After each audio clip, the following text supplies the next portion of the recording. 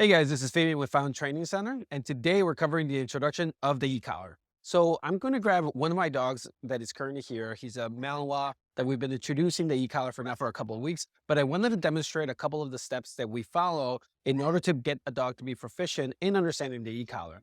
The first step that we're going to cover is using the e-collar as a duration marker.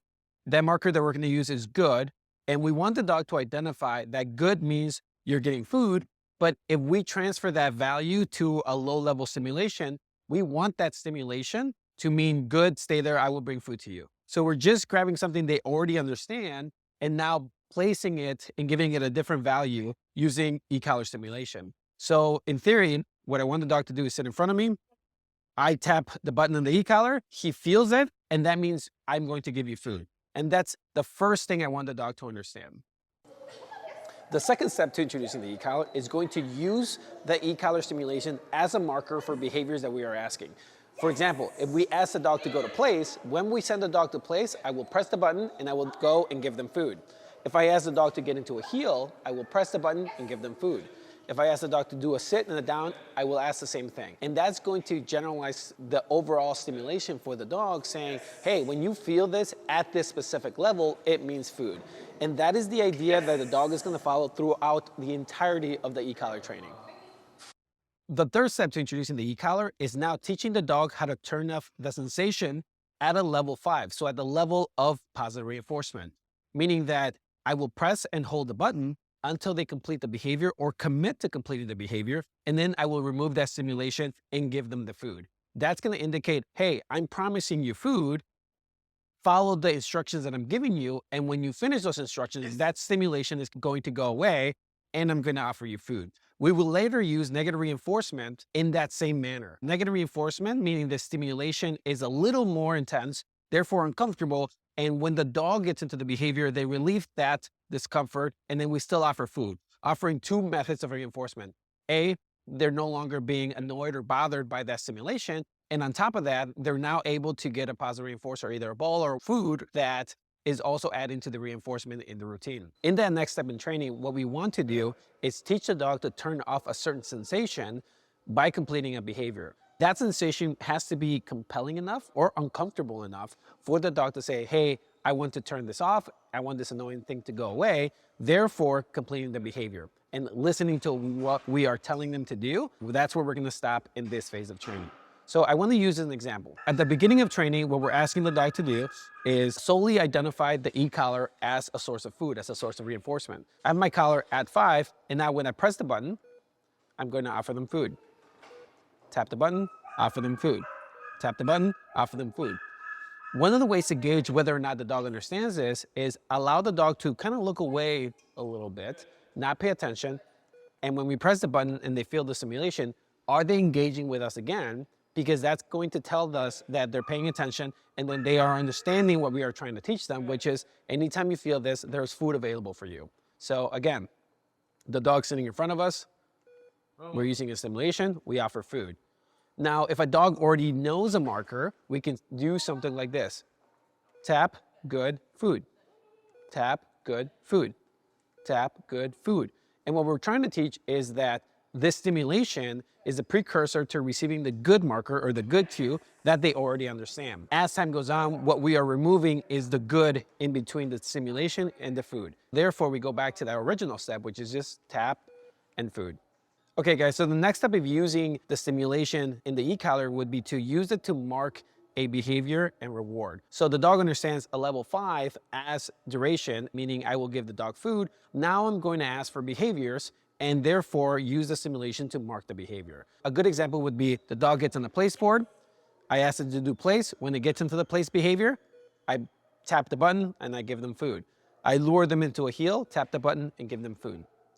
The next step after that is going to be adding continuous stimulation and help them complete a behavior, and then removing the stimulation and giving them food. That specific step is very important, and that's a two-part step. The first is we're gonna keep the transmitter and the receiver, the collar, at the same level, which is at a level 5. And what we're gonna do is we're going to apply continuous stimulation, help the dog complete the desired behavior, remove the stimulation, and then mark and reward. So again, we're going to keep the transmitter at a level 5, apply the simulation, help them complete the behavior, remove the pressure, and reward. And we're gonna stay at that step for a couple of sessions.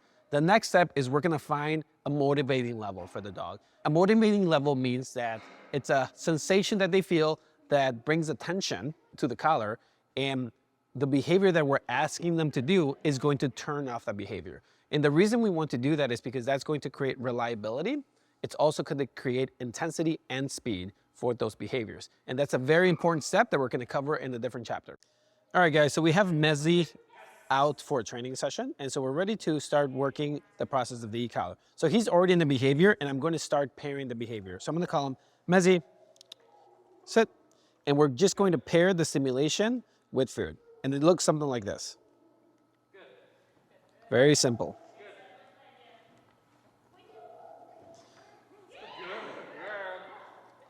Yes.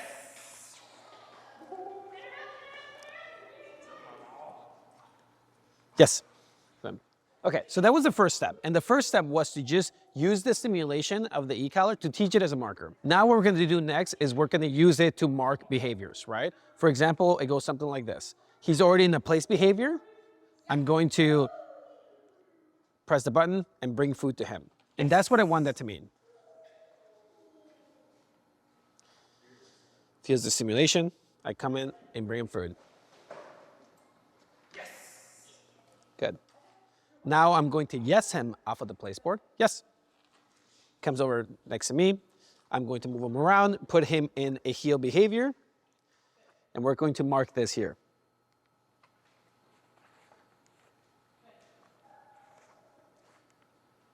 Good. Now we're going to send him back to place. Place. Wait for him to get down in behavior. Mark, reward. Mark, reward.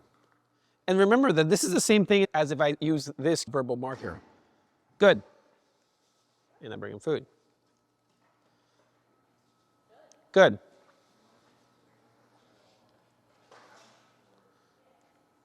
It should mean the same thing. So now we're going to start talking about introducing that next step that we're talking about, which is using the continuous stimulation until they get into behavior. And a good example is going to be using the place command. Yes. So we're going to add the e-collar, place, pressure off, yes. Stimulation, Mezzi, stimulation, Mezzi, place, yes. Stimulation, place, yes. Stimulation, place, down, yes. There you go. And now we're going to use it to call him into a heel, okay? So, stimulation, Mezzi, pressure off. And we can even mark there as well. Stimulation, place, yes. Stimulation, place. Stimulation, down. Yes. Yes. Yes. Yes. There you go. Get it. Place. Down.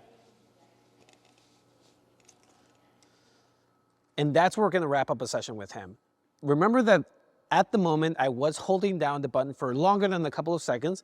It was at that level 5. And the reason I held the button is because I wanted to make sure it was very clear to him that this stimulation goes away when he completes the behavior.